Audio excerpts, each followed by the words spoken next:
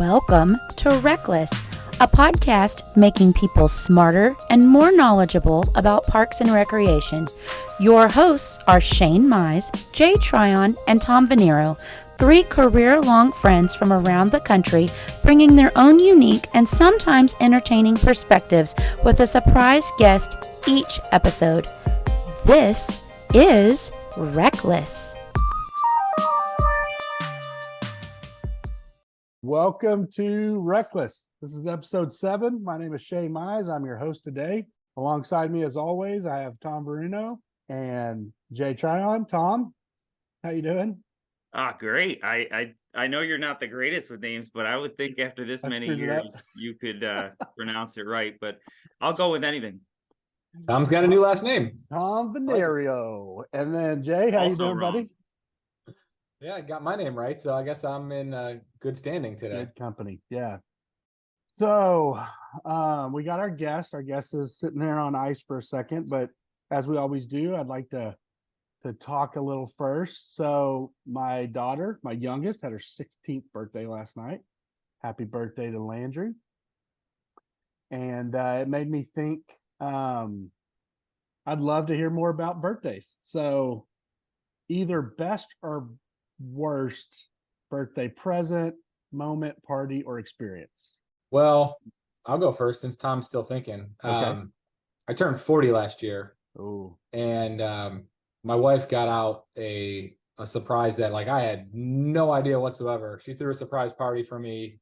And we had planned to just meet up at a brewery with a couple friends that like we meet up with them like every other week. So it was very normal for that to happen.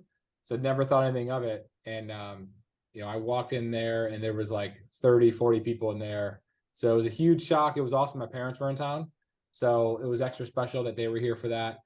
So that's probably the most, the thing that comes to my mind first because it's most recent, but it was also a lot of work for her to keep that on the hush hush and not, have someone spill the beans. There was food, there was activities. There was obviously just like a lot of good people there from my current job, from previous jobs. Katie was there, a few folks from Indian Trail was there, and like seeing Katie there was really neat because obviously like she doesn't live in Charlotte, so knowing that she came in for a couple hours away was special. That's the first thing that comes to mind for my birthday. Well, happy birthday, Landry. That's amazing. 16. And my youngest. And my youngest just had their first, oldest third. Yeah, you are old, Shane. Yeah. Yeah, he is old. So, first of all, we did not get the invite to Jay's 40th, Shane. No. Well, we found out where we rank. So that's pre-podcast, to be fair. Yeah. Things could change now. Yeah. Second of all, I turned 40 in a couple weeks, so I'm excited for that and to celebrate with you all in Dallas. But for me, personally, my 30th birthday was similar to that. It was the year that I first really started getting to know and really dating my wife, Melissa. So it has a little bit of extra meaning because she was a part of that. I would say more recently, though, not even mine, just my son's birthdays. So I think as everybody here as a parent could experience or can attest to, watching your kids go through certain parts of their life is really exciting and really rewarding. So the last 2 years, and then this year, especially turning 3, he just understands so much more. And my wife goes all out for these birthday parties. So this year's was a Buzz Lightyear theme. I mean, it's just, everything space, Buzz Lightyear. And we actually kind of send him away to his grandparents while we're getting ready for the party. So it's almost like a surprise for him. And just to see his reaction when he came in and saw the larger than life Buzz balloon and all of the, all the treats that we had set out for him, it's gets more and more special every year. That's cool. It's awesome. I hate birthdays. I know you do. As I think y'all know. And I think when I go back to it, Hannah likes to point to this moment in my life. So my parents divorced early on. I was a child of a single father home, and birthdays weren't always the world's biggest deal. And I think I was in 4th grade or 5th grade, and I'm playing football, pee-wee football, and we had practice Tuesday, Thursday, and we had a bye week on my birthday. So my birthday was on that Saturday. We had a bye week. So I was going to invite the whole team, give out invitations at practice. And then, Saturday we'd go and, have a birthday, eat some hot dogs and hamburgers, goof around in the park that day. And my mom, who lived out of state, I didn't get to see her a lot when I was younger. In high school, we were able to, she moved back into the town I live. So we got to be very close, but, she had lived out of state. So I'd see her basically a couple weeks, like holidays and then over the summer. So she came into town and surprised me.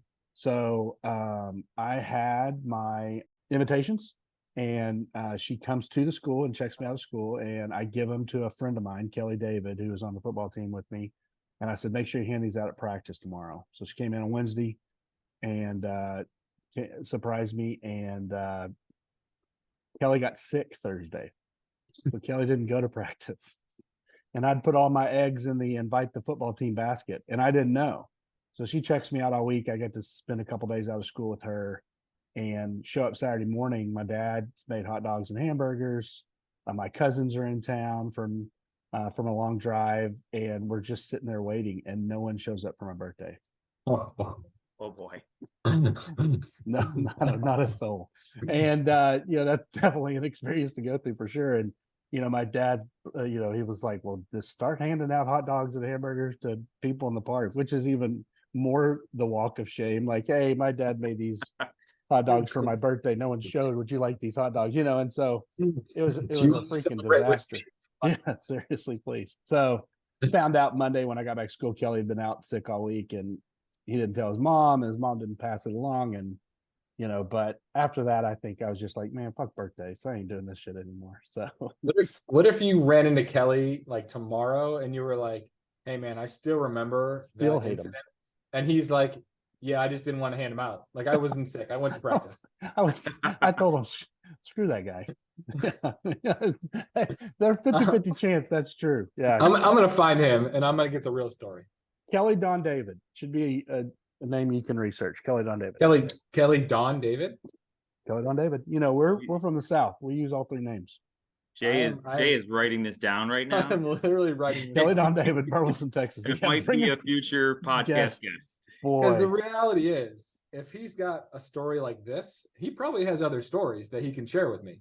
Would love. Oh yeah, Kelly Don David's got some stories now. Okay, maybe we'll see him in Dallas. Now we got to high school, he didn't want to be called Kelly Don anymore, but look at that. So we could sit Katie Keller on him. Yeah, she'd find him in 2 seconds. So I think this is a great time to segue to our guest. Our guest, those that are watching or listening aren't gonna be able to see this, but he's using a screenshot of our family, what we call our family, which is about 15 park and rec professionals we see every year at conference, and we stay close to year round through Zoom calls and a Facebook chat. And it's a group that hopefully everyone's being able to cultivate something that we have here, because it's a group that we lean into heavily. Our guests in and of themselves would be very easy for y'all to guess. I think I would just say collectively, they're probably our favorite person in the world. And I want to see if that in and of itself is enough to get y'all to guess who it is. I mean, you don't know who my favorite person in the world is. That's right. I said collectively. They might already be in this chat before they were here with a guest. That's right. I could be wrong. I love our entire family. Oh, what a load of crap. Okay. So next, our guest is a huge soccer fan. Our guest that narrows it. 19 years in the industry. Oh boy, they changed the name. I think you just the soccer fan got it for me. Our guest has 19 years in the industry, is a legacy. Had a family member in the industry as well. Any guesses now? Well, I'm pretty sure I invited our guest, who may have deferred me way into our schedule. That's awesome. I can see that our guest is putting up a laughy cry emoji, so I think that I'm on the right track. And they also put up a widget name, so we know that they like the Working Genius as much as we do as well. So I believe that our guest is currently working for an association that we go to the conference for. That's right. Our guest is Michael Biedenstein. Come on, Michael. I'll say, Tom, you go to M Parks? No, I'd go any day if I get the invite, which I actually think you have invited us before. So Mikey B, how you doing, buddy? Oh, I'm doing great. Thanks for the invite. Yeah, I think you deserve a full. Jay's the only one who hasn't invited me. That's crazy. First of all, Man. and collectively doesn't think of you as his favorite person. So Yeah, I, deferred that that down. one hard. I was too worried that if I invited him to this meeting, he might get stuck and get stung by a bee and not be able to join us. Good Because God, my ear- legs earlier- still. Earlier this week, we were supposed to both lead a conversation for the Academy externs, and then he texted me an hour before, "Hey man, I just got stung by some bees. I really can't lead this right now. Can you help out?" So I can't feel my face.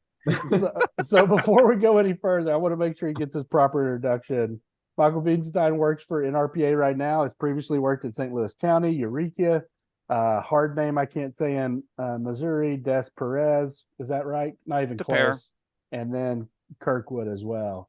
He is he's one of my favorite people in the world, apparently. I'll keep them out of it. He's our own Mikey B. So welcome, buddy. Glad to have you. Thanks for the invite. be Glad to be here.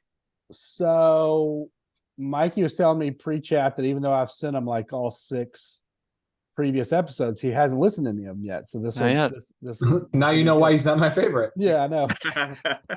So Mikey, I'm going to ask you something we've asked previously because it's not going to throw you off for our kickoff, and that is last week we talked about a hack before we introduced Ryan. As someone that works at NRPA, and I'm sure super excited as this would probably be your busy season. Oh yeah. But knowing that young and new professionals go to NRPA every year, probably, and you probably would know the stats better than I do.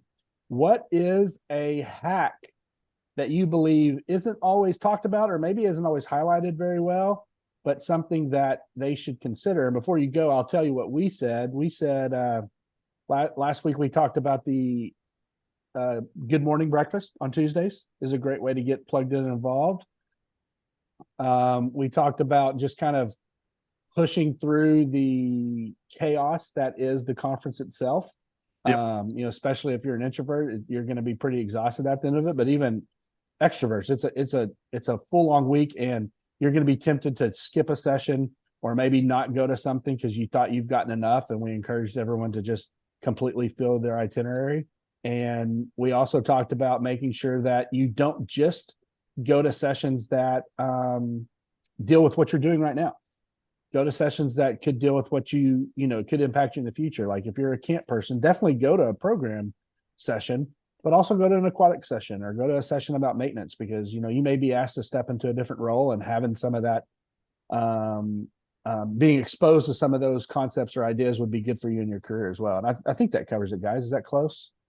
Yeah.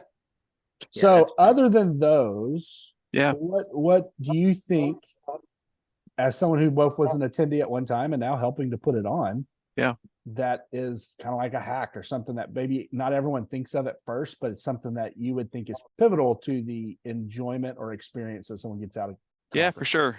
I like a lot of what's been said. Another way to talk about just the chaos of conference, I love to say that conference is a sprint and a marathon. Like you're go, go, go. Always got 3 things to do, but by the end of the week, I'm so mentally and like even just like professional spirit wise filled up. I'm so excited, ready to run through a wall. Been hanging out with Parks and Rec nerds all week. I love it. And I'm dead. Like I have no words left. I've used all of my words. I just want to go home and let the kids jump on my head for the weekend. Like, so it's great to acknowledge that. It's also great, I think, to try to take it all in, get outside your comfort zone. Another great place to do that is the expo hall, not just going, and if you're in aquatics, not just seeing about the latest and greatest in aquatics, but also finding out about the new, I don't know, robot Mowing tank, turf tank or mower whatever, and stuff like yeah. that, right? Like opportunity to broaden yourself a little bit. A lot of these tips, I'll actually put a broad tip and then a broad plug and then a more focused tip is we at NRPA the last couple of years have started offering what's been done, I've seen several times at state conferences and what I've done at state conferences, And it's a conference 101 session. It's really a crash course in conference, specifically targeted for first time or first time in a while attendees, if you like. We offer that the week before conference virtually, and then almost the exact same content the Monday of conference, like that night before, right before the YPN retreat, which is another great tip to go to the YPN retreat. Yeah. So you're going to get an hour of those tips jammed all in to that conference 101.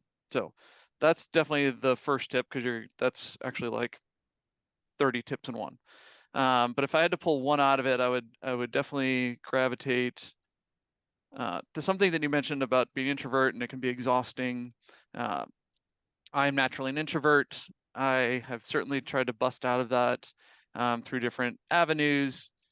And one of the things that I just heard actually on the call that Jay was referencing, the awesome Kimberly Zigmit mentioned, she's in Utah, Layton, Utah now. She mentioned that one of her hacks was to have a buddy to go with.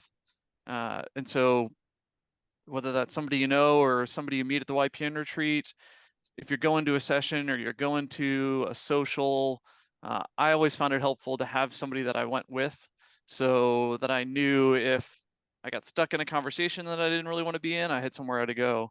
Or if a conversation ended and I just needed somebody to stand next to take a mental breather for a second before trying to meet a new person, knowing that I don't know, I kind of call it a home base.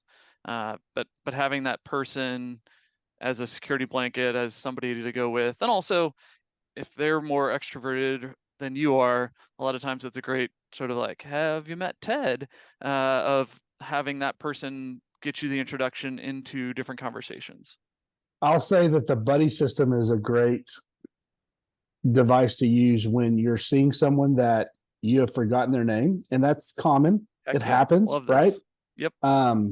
But you could introduce, you can introduce that person to them. You can be like, hey, I forgot Jay's name, so I'm with Tom, and I'm like, hey, what's going on? This is Tom, and Tom introduces himself, and Jay introduces himself back, and you're like, okay, now I got because it's not bad intentioned. It's just it's been a year since you talked to him last. For sure.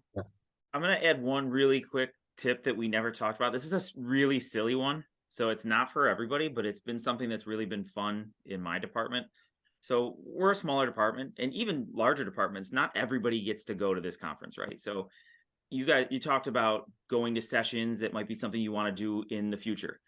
Also going to a session that might be really beneficial to one of your staff, right? Because they're not all going to be able to go to that. And so that's been fun. But I guess on the more lighthearted side, the exhibit hall. I love going through the exhibit hall, and I love talking to the vendors. But Michael and Jay on that call the other day, we jokingly talked about, oh, there's tons of free giveaways and free swag. And right. So actually, that's something I do. It seems silly, but I literally load up on some of this stuff, water bottles, the stress balls, whatever it is. There's some really cool stuff out there, card decks, I don't know, games, stuffed animals. Everybody that you have back home has a different interest, right? So what I kind of set up when I get back a couple days into it is like a little swag shop. So I will lay out on a table all of the swag, and the staff gets into it. Most of it's nothing crazy, but it's kind of fun. They see that I was thinking a little bit about them as we, and sometimes I'll have specific things for people, but I just lay it on a table and let the staff go and pick and choose what they want. So I know it sounds silly, and again, not for everybody, but it's been kind of fun for us. There's always stuffed animals. Like there's one vendor or two vendors that have the stuffed animal, and it's been like a mission I've found the last couple of years that I always try to find a stuffed animal, because like my kids love stuffed animals. And I think even one of Noah's favorites when he was like 3 or 4 was like the NRPA bear. That was, when you came in, you had to do a couple things and you had to get there on time, the first 1,000 people, whatever. And like to this day, like that was always one of his favorites. So something to look for. Keeping with the conference discussion, obviously, like you and I, or all 4 of us, connect every year at conference. We've been doing it for, maybe 15 years. I don't even know how long. Is there one conference that sticks out to you as like one that was really that you'll never forget, or the most impactful more than the other? A non-St. Louis conference. Oh, yes, dang that's it. true. All right. Because that would be an Well, I easy don't really answer. remember that conference because there was way too much going on and I was sick. And yeah, 2016 was in St. Louis, in case people don't know, and I was way too heavily involved. I was getting married then, and so that's good because I wasn't even there, and I get crap for it to this day. To this day. As he should. As he definitely should. Don't get married at conference, everybody. Don't schedule your wedding for conference. Actually, no. Well, you could have schedule your gotten wedding- married at yes. conference. That would have worked. You're We'd right. have That been would've fine worked. with that. Yeah. That would have been a awesome party if you would have done it at conference. That would have been a good compromise. We're mad Mhm. about everything else. Yeah. Yeah. I mean, that sounds like a playground party to me. Yeah. Give me an idea. Maybe like a vows renewal. There you go. In the future. There you go. Okay. Actually, Jay, I would say the conference before, if I can't pick 2016 in St. Louis. 2015 was Las Vegas. Lots of memories of Vegas. Going to Slice of Vegas about 17 times. Only thing we I can think- afford. Oh yeah, it's the only thing we could afford, and it was good beer. Always been a beer snob, and we just kept going back to that Slice of Vegas with the YPN group repeatedly. But the biggest thing though is, Jay, that was the first time you and I traded beers. Was in Vegas, and we talked earlier as Shane was giving the introduction about this group that we call our YPN fam, and it's really nothing more formal than Jay and I traded beer in Las Vegas because we both connected the fact that we liked good beer and that would be something fun to do. And then after that, on one of the YPN conference calls, because this was the Stone Age before Zoom, we just threw it out there like, hey, would anybody else want to do a beer share next year in St. Louis? And I don't know, about another 10 people spoke up, said, sure, yeah, that sounds fun. And that really was the simple birth of what is our YPN fam, is just a couple of people raising their hand, and then we just kept talking and kept chatting. And during the pandemic, we Zoomed every single week. And I mean, this group at this point is my closest confidants. They're the people that are gonna lift me up when I'm going through some troubles. They're also the people that are gonna call me on my ish if I'm doing something that I shouldn't be doing. And not to say that anybody can like just create that or find that, but just being in the right place and raising your hand and trying to find your tribe, whatever you want to call that. Really, I kind of think of 2015 as the seed that planted our YPN fam, which is why I guess I would pick that one out after, I don't know, 2011 in Atlanta, or NRPA will be back in Atlanta in 2024. 2011 was my first conference. That was cool too, but yeah. Vegas 2015. Well, sorry, Tom, one thing to add to that is, Vegas was also, I think there was a lot of firsts in Vegas that have been traditions that we've kept every single year. And maybe we did it before Vegas, but as far as my mind can think right now, Vegas was like the first time that several of us went out to breakfast. Yep. And we went to Mr. Mama's. We went there more than once. It was so good. And That was I Mama feel Matt's. like every year we've found a breakfast joint within a walk, or maybe a drive if we have a car. Sometimes we have a car, sometimes we don't. And that's been also like another tradition that like has been awesome, because it takes you away from the hustle and bustle of the conference, of actually the expo hall, where it's just very loud and thousands of people, and you get some really good, quality time. And I haven't looked at restaurants yet for Dallas. I'm sure we will sometime soon, but we keep growing these traditions to maybe what started as one thing with 3 people, now you got 15 people involved, but it's the more the merrier. Like, it's awesome. I can't wait to reconnect in Dallas. Yeah, there's some really, really great times that we've established and traditions. And what year was New Orleans, guys? It's been a couple New times. Orleans. New Orleans most recently was 2017. Yeah, right 17. after the hurricane. Okay, so that means That's when we had like 700 IPAs and like 3 other beers. So that I want to talk about some of that, more of the lighthearted stuff that we do at the conference really quick. So just so you all know, or the listeners and Michael, Rosalind also said Vegas was one of the most that was the top, right? So we've got 2 people we've asked that question for, and 2 come back with Vegas. Another tradition that started in Vegas, Shane, bringing his electronic skateboard. First time I've ever even had experience with that. Shane has a few of those. And that's why I asked about New Orleans, because New Orleans was the first year that I rode on an electronic skateboard, and it didn't go well for me.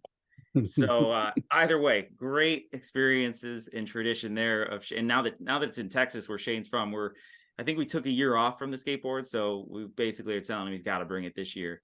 No, he just forgets. Like he should have brought it to Phoenix, but he forgot. He's getting old, guys. He is. Yeah. It's true. It happens. I'm impressed that he remember Landry's name. That's right. Usually it's quite number honest. 4. Yeah, it was 50-50. Well, it just happened last night. So, I mean. Right. What? We'll ask him next week who was the most recent birthday, and he won't know. Jay and Michael are my go-to for beer.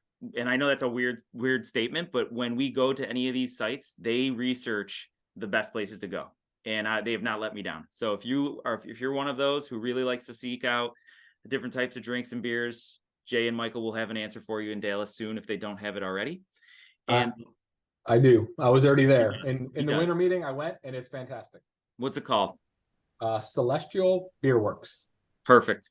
So now, it's not walkable. I made the mistake of walking there. It was about 3.5 miles from the conference center, but I had nothing else to do that afternoon, so I did it. But I will definitely be taking Uber. Maybe Uber Shane will take us there. Michael, you mentioned going and taking some of the best state ideas and bringing them to the national level.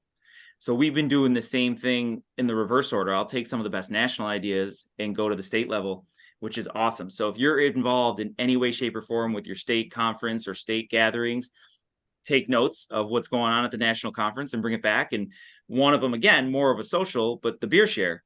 And Michael was actually in New York State at our conference recently, and we did that at one of our socials, not like the YPN fam where there was 15 people in a hotel room. We literally tasked all of the regions to bring different drinks from their area into a social, and it was awesome. It was a really cool experience. That's cool. This is kind of the obvious question, I think, for Michael today, and for people out there who know Michael. You spent a lot of years directly working in the industry. You then transitioned to NRPA recently. Tell us about that. I think we're going to have some guests who have done the rec to consulting. This is a little different. This is, and we know Anthony Iraqi, who is a good friend of ours, part of the fam as well, who did the rec to state association. You've done rec to the national association. Tell us about that transition. How difficult was it? And, what you love now about being with NRPA. Biggest surprise maybe of something you weren't expecting? That'd be interesting. Sure. It's a funny story because I was in Nashville. At conference, that weird halfway back conference. We had 2 pods, and it was awesome to see everybody, but we still weren't doing all socials and stuff like that. It was so awesome to see everybody in Nashville. And I had an interview before that, and then I was having this like follow-up with HR, and my awesome boss, Haley Herzing, who I know most of you know as well. She's been an awesome advocate for all of our members, in particular our networks like the Young Professional Network, for years. And so Haley's trying to set up this meeting, and it was supposed to be, I forget, it was supposed to be Monday and then Tuesday. Like, it kept getting pushed back. I keep myself under control at conference, but every once in a while you'd like to stay out a little bit later. But this was always going to be the next morning. So I kept having to like come back early, wake up early, like be ready, and then, oh, it got delayed again, But I think it was Thursday of conference, I had a breakfast lined up. I was part of a mentoring trifecta with the Academy externship program, where I was the buddy for Chris Bass with the mentor of Elizabeth Kessler. And Elizabeth had invited both Chris and I to this ambassador's lunch with true icons of the field, including Christine Stratton was there. So I had to ask Haley, I'm sorry, I really want to have this conversation, but can we push it back like half an hour? Which it seems ridiculous, right? As you think you might be getting a job offer. Yes, but can we delay? So I literally am in this breakfast with Christine, and I'm like, does she know? Like, I don't really know, but does she know? It was awesome to just be in a room with those icons of the field and just soak it all in. And as the second it was over, I sprinted back outside, hopped on a Lime scooter, and flew back to my hotel to hop on to put on my suit jacket and hop on this Zoom call to get the ultimately job offer while in Nashville from NRPA staff members who weren't in Nashville. How crazy is that? It was awesome. That's a long way of saying it's an opportunity that I never thought was possible. I refer to it as the dream job I never thought was possible, because while I love my state association, I love NRPA, born and raised in St. Louis, have no plans of leaving St. Louis, no plans of even leaving the little town of Kirkwood that I live in. So I was never going to move to Ashburn, Virginia, no matter how much I loved NRPA. But even before the pandemic, NRPA went remote first. And so I remember having the conversation with Haley where she thought, hey, I don't know if you've seen this position, but you might be a good fit for this. You might think about applying. Still remember saying, oh, I love you guys, Haley, but I'm not moving to Ashburn. I know, but we have people in 20 plus states now. So that's a long way of saying it's a lot of the things that I was doing on a volunteer basis as a full-time job now. It's all the things that we try to do with the Young Professional Network, with all the formal or informal ambassador work that we do on behalf of the field of Parks and Recreation. It's my opportunity to celebrate, connect, and cultivate Parks and Recreation professionals, and I get paid to do it. It's pretty awesome. I still pinch myself every week when I realize, all right, I get to do this full time, and I get to talk to awesome professionals across the country. I get to go to Monday. I went to the University of Missouri. I went to Mizzou and talked to them about Parks and Recreation as a career path, and all these freshmen who it's literally like their second week on campus. Some of them added the class like 10 minutes before the class started. But I'm there talking to them about how Parks and Recreation changes lives and has changed my life. So With UPA, right? Yep. With Jenny, Dr. Wentz now, Oh, Dr. that's Wentz now. right. But the first time I met Dr. Wentz was at an NRPA annual conference in 2012 in Anaheim. As a young So, professional. As a young professional, back when both of us were young professionals. So you said something. First of all, that name hasn't popped up yet, Haley. Yeah. But she is not a Park and Rec professional, but she is an advocate for and an unsung hero in our industry for the YPN and for the membership at a whole. And I just wanted to take a second to acknowledge her because Can I tell a quick story there? Yeah, absolutely. I just don't know if the membership knows how pivotal she is to our membership, 1000%. And I'm sure that everybody on this call probably has a similar story, but real quickly, there's a program that is now entering its 4th year. It's called the Parks and Recreation 30 Under 30 program. It's the cover story of the February Parks and Recreation magazine. And during the pandemic, one of our harebrained Zooms, oftentimes they would devolve into, oh man, wouldn't this be fun? We'd brainstorm about something about the field or something about one of our jobs that we were struggling with. And we kind of saw this hole between new professionals and then like the Young Professional Awards, which like there's a Crawford Young Professional of the Year. Like that's awesome, but there's kind of this gap of getting people to that level.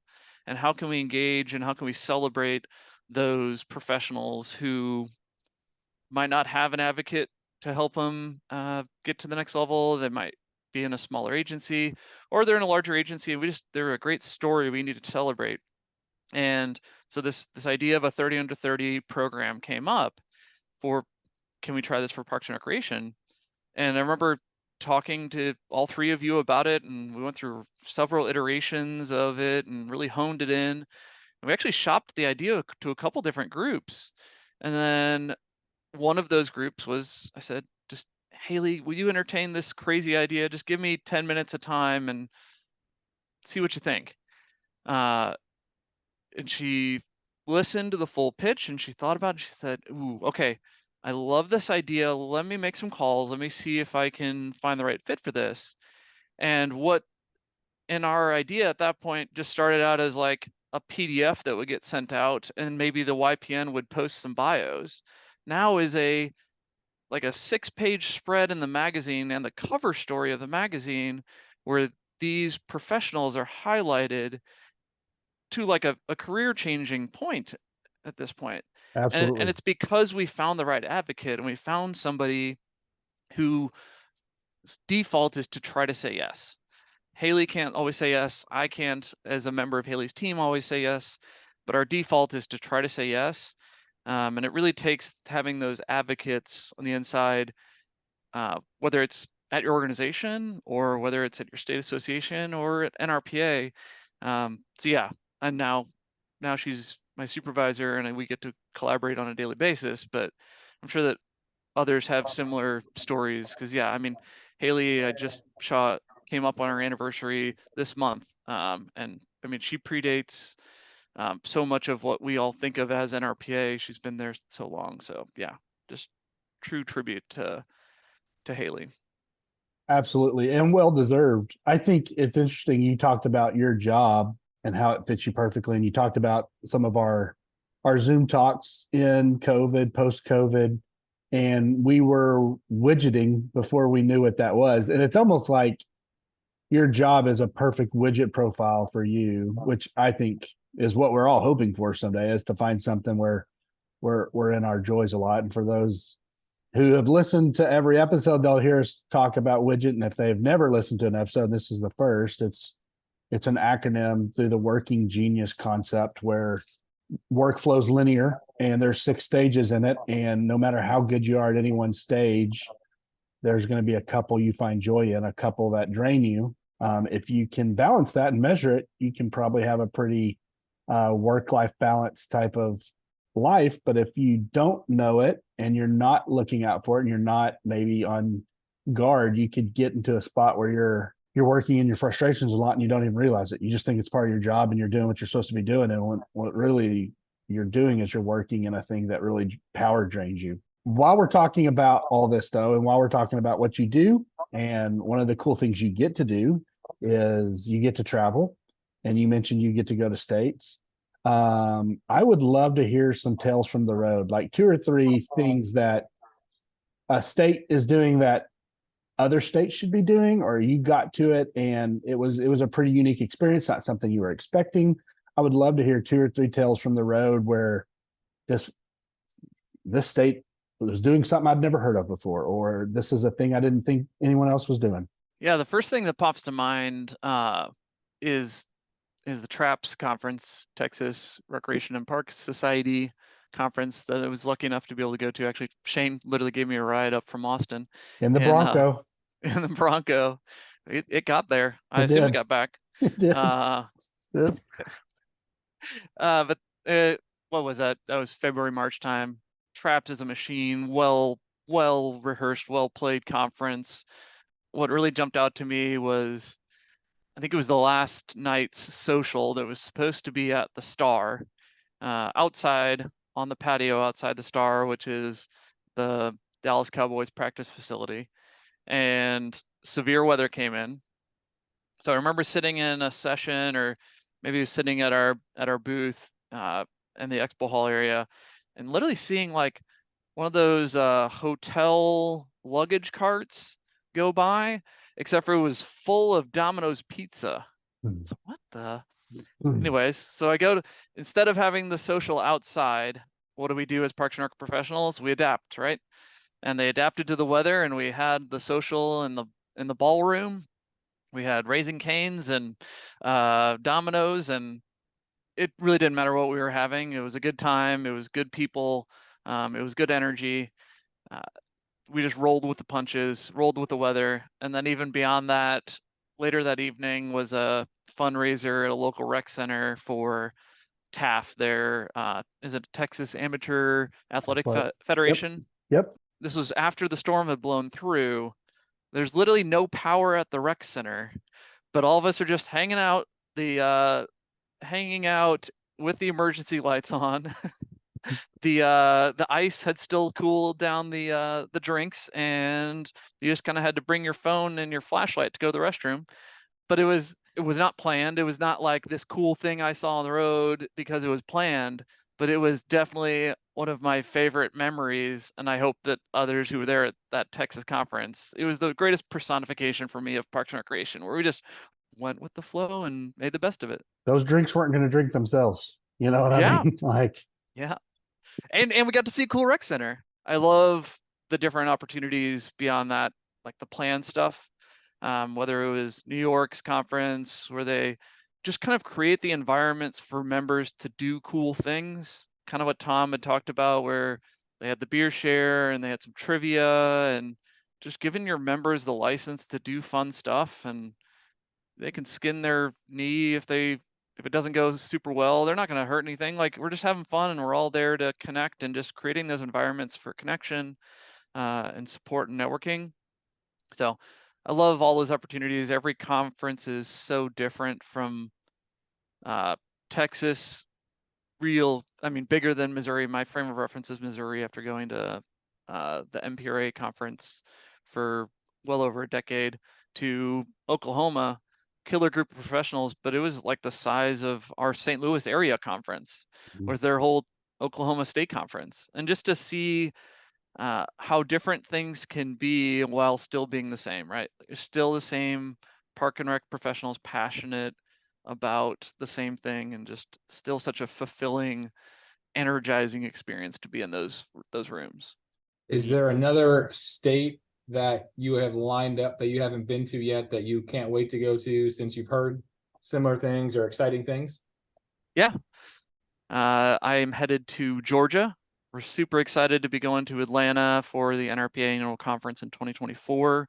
I will be headed to Athens, Georgia, presenting a couple sessions, just hanging out in Georgia in November. And then I'm super excited to be going to California in February. That's another big one. So heard great things about both those, and super excited to get there this winter. Tell people how NRPA can be a great resource for them. Michael and his team will go to these conferences, and they don't just set up a booth. They want to be there, first of all, which is great, right? They want to be there to let you know everything they have to offer and to support you. But again, if you're running state conferences, not only that, but they'll come and do a few sessions, as Michael said, and just going back to, so if you're looking to fill sessions, and they're not just self-serving NRPA sessions. So let's put that out there to begin with. We've talked about this one session on this podcast a few times, and yeah. Michael and I co-presented, and then this is the same one that Jay and Michael co-presented, and then it was at National where a few people co-presented, and it's been moving around to different states. It's that career development boot camp. So great session, and I think that really personifies Michael too, that session, right? Like, he made that jump from what he said from the practitioner side to the association side, because he really cares about professional growth, and that career development session is all about it. So shout out to Shahara Thrasher from Douglasville. I'm going to co-present that with her in Georgia. Oh, nice. From Chris Bass's team. Yeah, excited. That's awesome. Well, Michael, I'm going to ask you a tough question. Now, you don't have the typical complaint coming in on a regular basis, maybe that, why don't we have enough pickleball courts? Or let's see, what else are some fun complaints that we get on a regular basis? I'm sure we can all think of a million, but I'm not going to go there. I want to ask Michael's opinion on going from the practitioner to association side. What do you miss most? Sure. I do miss the direct service to your community. And honestly, it's a similar yearning that I felt as I moved higher and higher up in organization. The last 7 years in the field, I was at St. Louis County Parks, and got to the point where I was the recreation superintendent, where I had 70 plus full-timers on my team, and it was awesome, and they were doing really cool dynamic things, but I was 4 layers removed from the public. If I heard from the public, like, something really went wrong. And while it's a different dynamic at NRPA, it is a similar sort of yearning that I'll always have. And I can itch that itch a little bit other ways. Maybe it's volunteering with my local Parks and Rec, or helping out at special events, or even just going to special events or programs in my local community. But I certainly miss that more direct service to the community that I was born and raised and love. I can still eventually see the trickle down of celebrating Parks and Rec professionals, helping them connect, helping cultivate their professionalism. that does trickle down into some big impacts in the field, but it's not as directly apparent.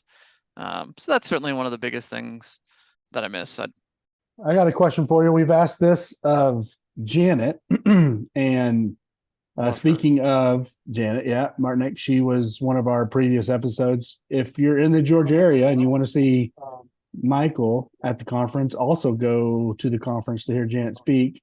Tom is gave a great reference about her keynote, and after hearing her talk a little bit about it, Jay and I were sitting there looking at how much it would cost to get down to Georgia because we want to hear the keynote as well. So, Michael, you're going to get to experience that, although you've worked with her previously, so I think it's a little different for you. But we asked her your perfect table, right? Your perfect dinner. You're sitting down, yourself, 3 other park and rec professionals talking and maybe solving the world's problems, or just maybe you're not talking a lot and you're just gleaning off everything they're talking about. But who are your other 3 guests and why? Oh man, Yeah, filibuster here. this You is see a some open space. terrible question, because just like who's your favorite YPN famer, you're gonna leave somebody out on accident. That's right. It is. The first name that jumps to mind for me is an easy one, and that's Jody Adams. Absolutely love Jody. She has a strong background. She lives in Montana now, but has a long history in the state of Missouri. Was the longtime director of Springfield Greene County. Professional tennis player at one time, right? Phenomenal. Yeah. Like a ranked Professional tennis player. She got inducted to the Missouri Park and Rec Hall of Fame, or sorry, Recreation and Park Hall of Fame a couple of years ago when conference was in Springfield. And I forget the exact stat, but she went through high school and I don't think she lost a set in 4 years in high school. It could have even been something crazy like that, a game, or I don't remember. It was crazy. So phenomenal tennis player, then did phenomenal things for Parks and Recreation, especially tennis in Springfield. Springfield still to this day is one of the premier tennis facilities in the Midwest. She would probably say even the country. But at this point in her career, just such a positive force and such a wonderful champion for not just Parks and Recreation, but Parks and Recreation professionals. Like always gives me a big hug every time I see her. I love seeing her every time at conference. So yeah, Jody Adams is certainly on that list. Yeah, I could echo that too. And Jody played or knew alongside Billie Jean King. I mean, that's how great you know, the tennis background is, right? Like that's pretty impressive stuff. And she remember that connection because that's important. We're excited about Billie Jean King. That's awesome. Yeah, she it's amazing. And she, to the point of what you said about what she's done for tennis in the field, she's overseen a group over the recent few years that's the USTA ambassadors, national ambassadors. So connecting tennis to parks, and she's really brought USTA really into the fold. And USTA has been around for a while, but this has now really encompassed our field and professionals in our field. So really exciting things. Great selection. Somebody who I can see whenever I want, but I don't see her enough. And that's Susan Troutman. Was the director who took a chance on this nerdy intern in college when she was the director of Parks and Recreation for City of Des Peres. And she's now the executive director. I think she's the CEO of Great Rivers Greenway in the St. Louis area, doing incredible intergovernmental work on behalf of greenways and trails, and even programming now, and just connectivity across the St. Louis metro area. But just a phenomenal force in the field of Parks and Recreation, and somebody who challenged me and opened doors for me and gave me the confidence that I never knew I had in Parks and Recreation. She's also a past president of NRPA, member of the Academy, and she's actually the one who, so not only was I the nerdy intern, but she gave me my first full-time job. I actually held a full-time position open for my last semester while I was at college. I came back and worked like 3 weekends a month to kind of pull my weight a little bit, but she kept a position open for me. And it wasn't until a year or two later, when we were having dinner as an all staff after one of those like staff development days that you have, where she looked at me, and I don't remember how it came up, but she later looked at me and said, "You were the worst interview we ever hired." That's worst interview we ever hired. Such a great Worst interview phrase. we ever hired, but we knew exactly what we were getting from your time at your internship. We knew exactly what we were getting, and I knew that I'd have a mutiny on my hands if I didn't hire you from the staff. And so, like, a funny way to say it, but I think she was one of Janet's, right? I think Janet's was Susan, Yeah. Chris Drabkowski, I love her too. Yep. Crompton. Trubisky? Drabinsky, yeah. And then the last one was not Jody Adams, but Jane Adams in California. I think Yep, that was her Jane last Adams. one. Yeah. Didn't Yeah. she have John Crompton on there? Oh, maybe she just talked about Susan. She had John somewhere too. She did talk about Susan in her thing. For Yep. sure. Yes. And gosh, who to put in number 4 there? I'm gonna throw Chris Bass in there. I like Chris Bass to this day. Him and I have the most random calls.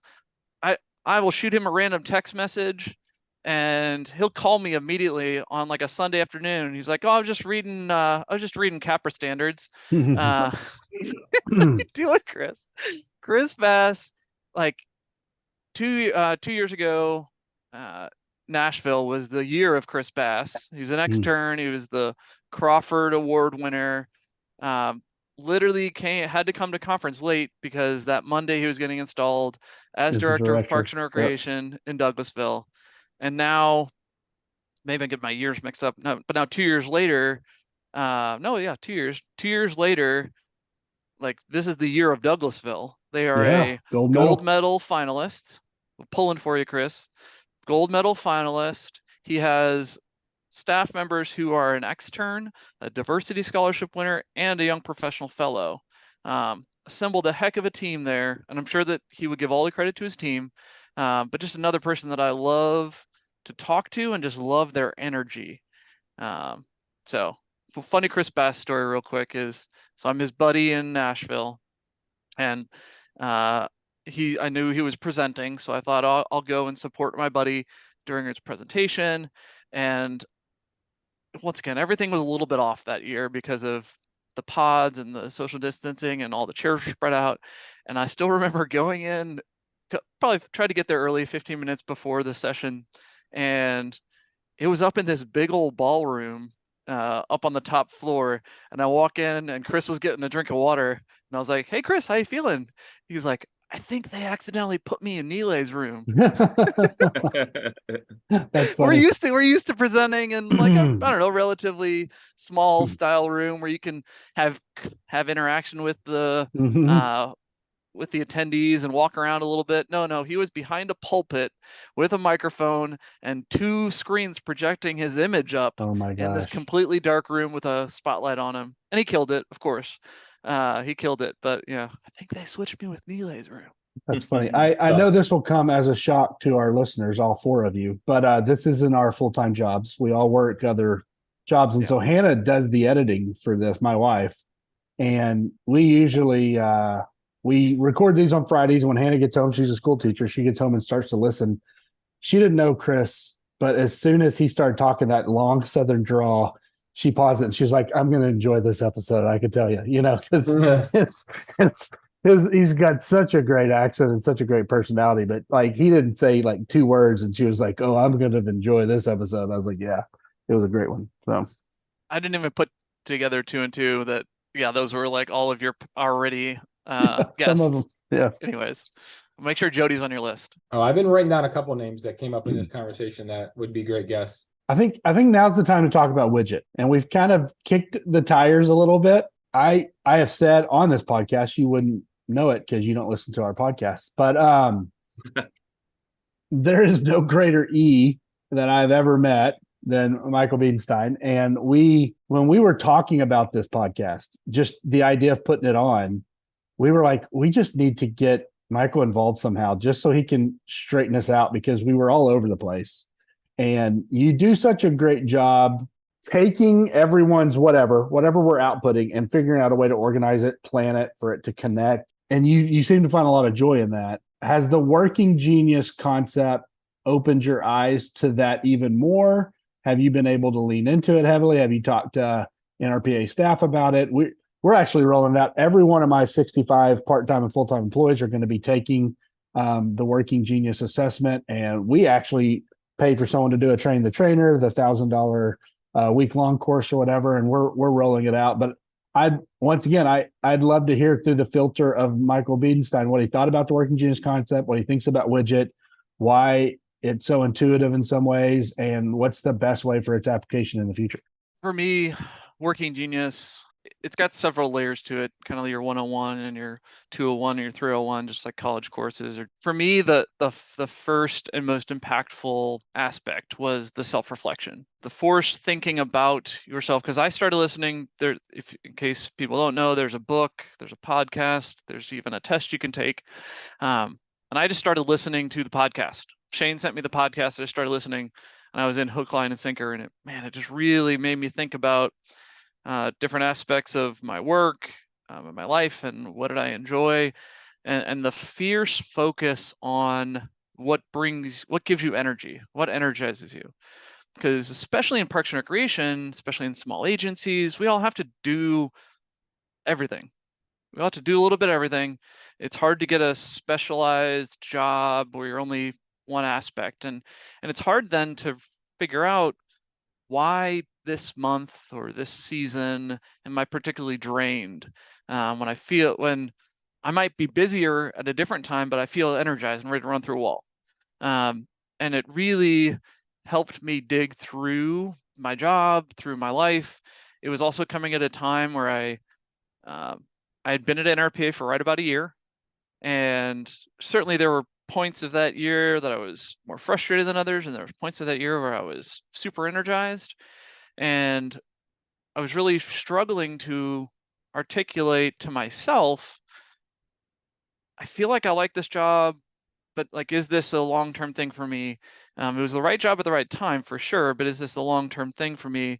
And particularly, like, is a remote first and work environment the right thing for me long-term? And it really helped me zero in on the fact that I love spitballing. I love talking things out. I love collaborating.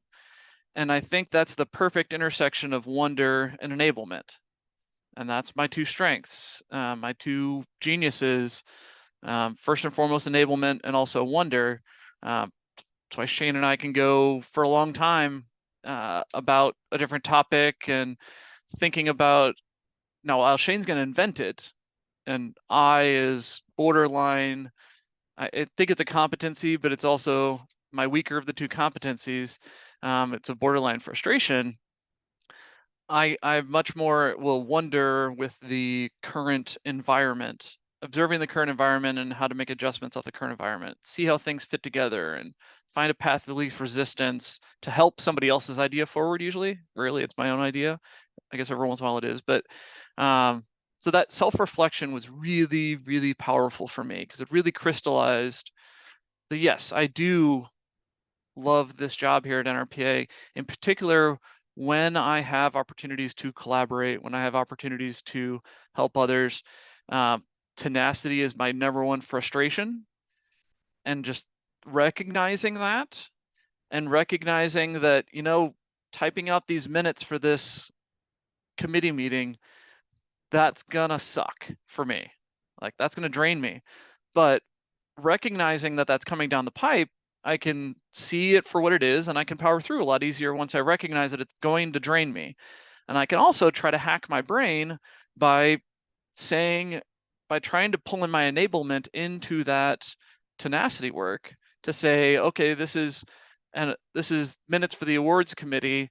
While this is going to stink to just do this mundane task and to cross this thing off my list, if I frame it in my mind as for Donnie Hayes, who's now down in Texas as the Director of Parks and Recreation from Missouri City, but if I can frame it as for Donnie Hayes, for our chair of that committee, then it's a lot easier for me to power through, because I can start identifying what's going to drain me versus what's going to energize me, and try to balance those things out, or just know, there's going to be a lot of draining work.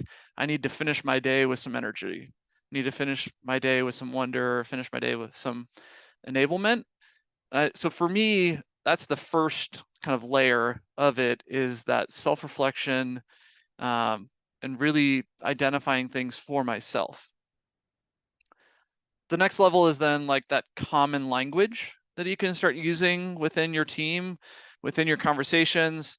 I mean, I think it's identifying wonder, invention, discernment, galvanizing, enablement, and tenacity, and whether that's the common language of why does Jay drive Shane up the wall Because he's a is D. because He's he's being a a D. big Yeah. D right now. Yeah. Yes. That's language. That's allowed. It's professional.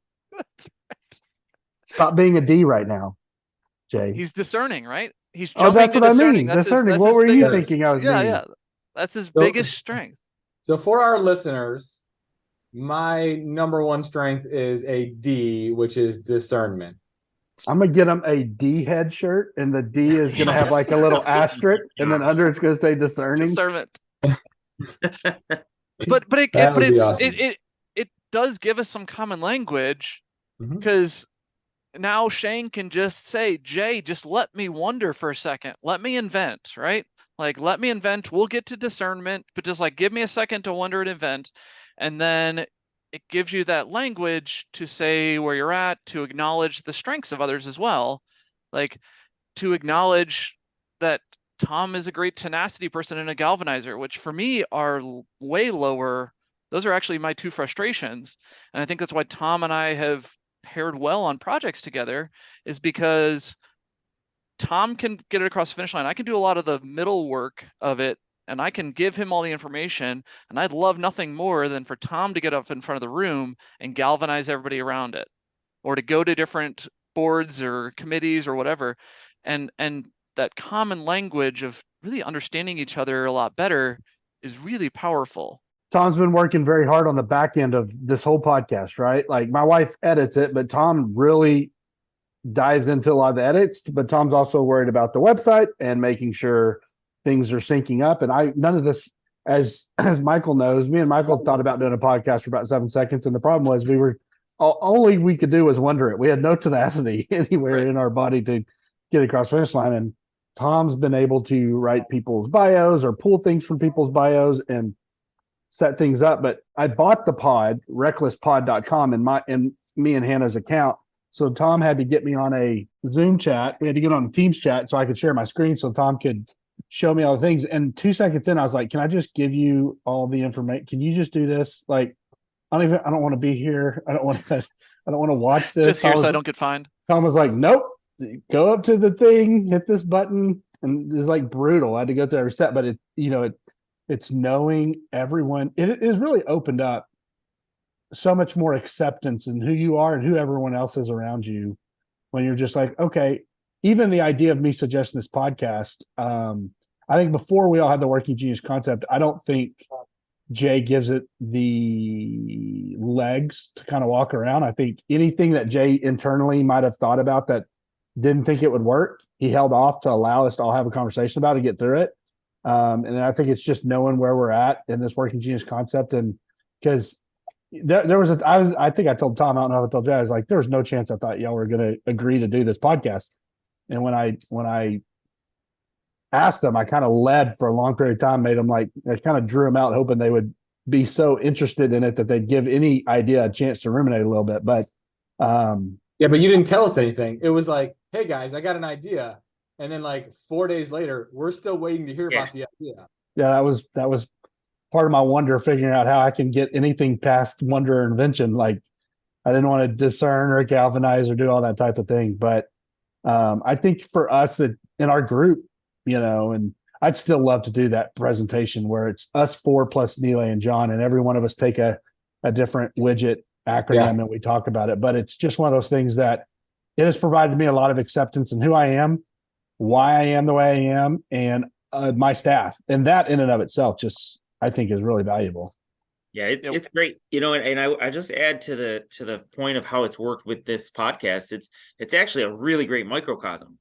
Shane's W and I, those are some frustrations, or one of them's a frustration, but that's exactly the story. He came to us with an idea. He let us sit on it for 4 days. I can only imagine what that did to Jay's discernment, right? Like he's got to be thinking over there. And I was anxious, but when he said it, when we did finally talk about it, my reaction was that I'm so excited. Let's do it. Let's get it done. And that plays into my strengths. And Jay had some questions, and I think that's really, again, playing into his strengths. So even our group here, Help mold it a little bit, help zero it in. Yeah. There was other questions, which makes a lot of sense. But I think at one time we all just leaned into our strengths. We didn't think about our weaknesses or other people's strengths. And what that resulted in, and we've talked about more on the podcast, is me and Jay getting into an argument about every single thing I ever suggested, And it wasn't Jay trying to argue, it was Jay trying to make it better, but I didn't take it that way. I was like, this motherfucker, And it's never ever meant to challenge you. It's been more like, hey, have you thought about this? Right. Or what about that? Or why not do it that way? And then you're just like, shut up, man. Like, this is my idea. I want to run with it. I don't need you to talk to me right now. Well, I think what we're saying, and maybe not using the words for it, is like D-head. He's being a D-head. it's celebrating the geniuses of others, right? Part of it is shedding the guilt of your own frustrations. Mm-hmm. Like shedding the guilt of your own frustrations doesn't mean that Shane never has to do enablement or tenacity work, but he can stop feeling bad about it draining him and instead recognize, you know what, this is just not my gift. This is my frustration. I can power through it. And it's also, though, recognizing the genius, especially the genius of enablement and tenacity. I think that's oftentimes just what we've assumed as people just doing work is the enablement and tenacity, and wonder and invention is that gift in so many ways. Like it's the creative person, and the galvanizer is the one who can get everybody to run through a wall, and like those are oftentimes seen more as outwardly as gifts. And now we can recognize the talent of an enabler and the importance of an enabler and of a tenacity person, because you might not get anything done if it wasn't for a Hannah and a Tom that are helping you get across the finish line, right? And just recognizing the importance of all six of the geniuses. Well, when the Young Professional Network started, and all of us have been there since essentially the very beginning, I have said before, and I always say that, even though it was something I had wondered and invented about, and I got to be on the front end of it, it took all of our geniuses without us knowing it. It took all of our geniuses without us having that lexicon, that language, to make it all happen. And we were very fortunate. We all came into each other's lives at the time we did. I remember, within 1 or 2 meetings with Michael Biedenstein, that I'm talking to him about something and he's placing things and things I've never heard of. And I was just like, oh, me and you are going to get along really well. Because other than soccer, we have no issues with each other ever, or sports, other than sports, maybe. But Michael's teams always seem to one up my teams. I never can get an edge on them on anything. But I knew early on, and I'm sure you didn't think. And they talk about the E and the T and how sometimes they're taken for granted in society. But I so quickly, I would talk to you and you had something already. Oh yeah, I can organize it this way. And I put it in. I was like, man, my brain does not think that way. I need you on this group. We're starting this thing, and come jump on for the ride. And when you think about it, Tom was my co-chair the year that I chaired the YPN, and we would, as soon as every single call happened, we would hop off that call and I'd immediately call Tom, and I would wonder out loud about how I wonder how it went. I wonder how it landed, and I wonder what issues we can solve. And Tom immediately started finding pathways to, I can reach out to the admin network and we can make this connection. Someone said mentoring, I can take on this mentoring thing. And the work Tom did in the mentoring program, from just some casual brainstorming type thing, I would have never gotten that far downstream. Like it took all of us working together without knowing the working genius concept. It would have been much easier on all of us if we'd have just known it 15 years ago. But it's made a lot of things clear, even just looking back. Yeah, I think that third level, as we've kind of talked about, self-reflection, For me, the level beyond that is that common language. Really, where it can unlock your team is the conversations that you're talking about right now, like how we come together, how do we leverage each other's strengths. And I think the two that I've seen particularly implement it, and I'm sure there's more out there, but Nate Williams in Excelsior Springs, Jason Mangum at Missouri City, and now Donnie Hayes is the director there because Jason's moved up into city administration.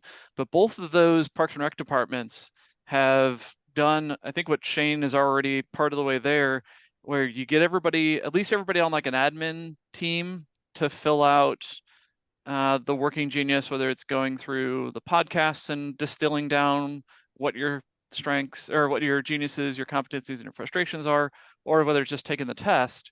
And then they call it a map, a working genius map, where you say, okay, who has wonder as a strength, or I'm sorry, as a genius, and who has wonder as a frustration. And you do it for each one of the letters, and you can very quickly see gaps on your team.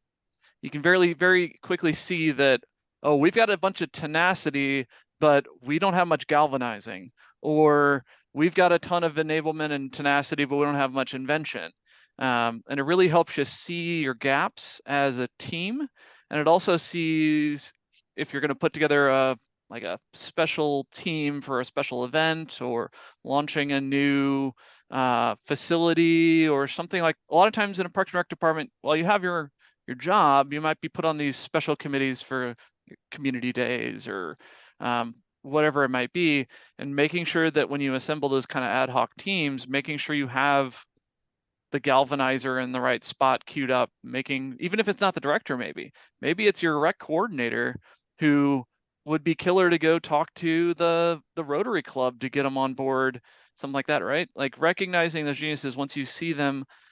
They call it a map, but really it's just kind of laying them all out there and seeing how everybody comes together as a whole team is, I think, really powerful to leverage working genius. Part of me, I know we're running out of time, and part of me really thinks that Working Genius needs to take us on and as one of their sponsors. Yes. Other part of me hears Michael talking, and I feel like I'm listening to the Working Genius podcast. Yeah. I mean, Michael, some of what you just said, it feels like I was back in my car. That's where I would listen to these podcasts, and just great stuff. Yeah, if you have the opportunity, like I wish we were getting a kickback here. Yeah. If you have an opportunity to listen to the Working Genius, in particular the podcast, it's free, not going to help them, so we don't need a kickback for that. But Right. That's what I think is most powerful, even more than the book, even more than the actual test. And especially if you can be listening to it almost like a book club with your team, where you say, hey, let's listen to they're short episodes. They're only like 20, 30 minutes usually. And the first 6 episodes, which is what, all of 2 hours, max. 2.5 hours, really gives you a crash course in Working Genius. And to go through that, whether it's with a volunteer committee that you're on, maybe it's a board, or whether it's your team in your Parks and Rec department, can be really powerful to have some truly aha moments of, oh gosh, that's why you're like this. Or for others, this is why I'm like this. Yeah, certainly encourage you to check it out, because it's been a lot to Shane, Tom, Jay, and a much larger group. We have a separate text chain about Working Genius that just keeps growing as we add in more and more people who are in hook, line, and sinker. No, absolutely. We had a former employee.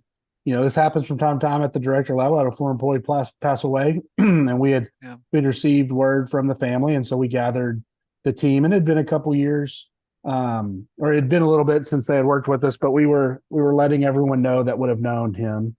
And we started talking about some stories, and even then, it came really clear to me that he had a D. I guarantee you, if he would have taken the test, he would have had a strong D.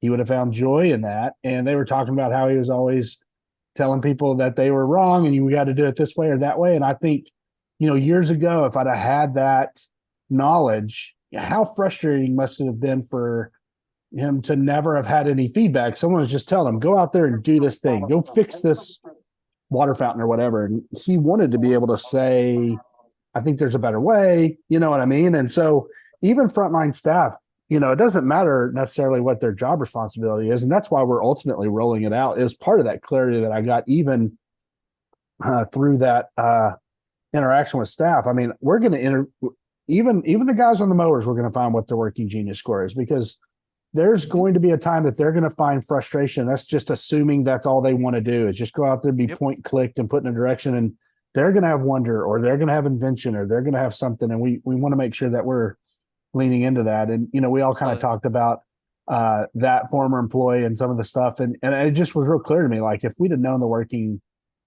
genius concept back then, we would have been more appreciative of his D and not so argumentative that he was trying to discern all the time on everything and trying to give us feedback. And so, it's just one of those things that I think the more knowledge, the better it is overall, Well, dude, this has been awesome. We've taken a lot of your time. I don't know if anybody else has any other questions, but I really appreciate you hopping on. Tom, Jay, y'all good? Yeah, I could probably sit and do this for 5 more hours with Michael, and then eventually just crack some beers open. That's right. Yeah, same. That's same. about like the Zooms one, right? Like Yeah. we look down and we're like, wait a second, it's midnight, it's 1 a.m. Yeah. One of the poker games or something. Yeah. This I is appreciate great. you gentlemen so much, more than you know. This Thank was you. great. Thanks for being on, buddy. Thanks, man. Sorry you weren't my first guest, and sorry they don't think as highly of you as I do. I want to At make all. sure that's clear. Well, I think I want to make it clear Written that down. No.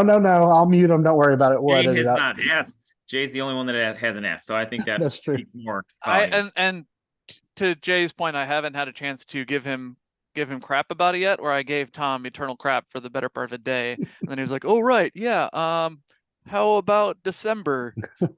That's not. I asked you about conference first, and then he kept pushing me off. That's so I funny. should have known at that point.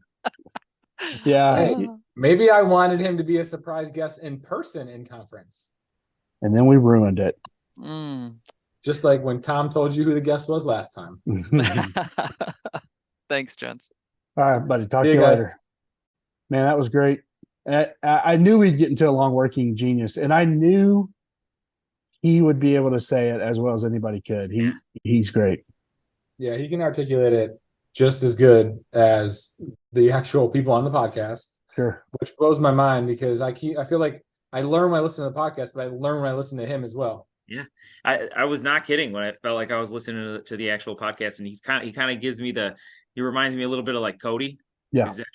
Who just his delivery and the demeanor. Which is funny because he scores, because I've talked to him about this. He's so good at the working genius stuff. He scores like Pat Lencioni's son does, the one that's quiet. He's a W-E as well. But no, he's, how Ryan talked about Chat GPT last time, and me and Hannah messed with it some, and we really worked on it. It was pretty interesting. We need like a Biedenstein GPT, because I'd just love to put anything into some sort of database, and Biedenstein makes it consumable every single time. I love that about him. Well, that's it for us today. I thought Biedenstein was great. I think Tom's up next. Is that right? Yes, it is right. It is. I am excited. The last time it was my turn, it was when I gave it away. So I am now ultra sensitive to this, but I'm pumped. So we're doing Nile on Sunday? Can't comment on anything. I know I'm gonna try to get it out just like randomly in different text messages or calls. See if I can get it. Who's Nile? Yeah, there you go. Good one. I thought I would. The rapper.